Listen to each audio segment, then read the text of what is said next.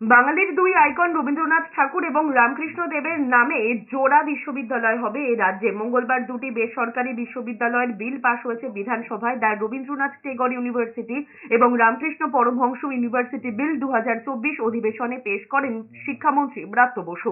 এই বিল দুটির আলোচনায় বেশ কিছু সংশোধনী আনেন বিজেপির পরিষদীয় দলের মুখ্য সচেতক শঙ্কর ঘোষ। তিনি রবীন্দ্রনাথ টেগরের বদলে রবীন্দ্রনাথ ঠাকুর বিশ্ববিদ্যালয় করার দাবি জানিয়েছেন। রামকৃষ্ণ বিবেকানন্দ মিশনের সন্ন্যাসীরা মঙ্গলবার বিধানসভায় এসেছিলেন। বেসরকারি বিশ্ববিদ্যালয়কে আইনি স্বীকৃতি দেওয়ায় খুশি তারা।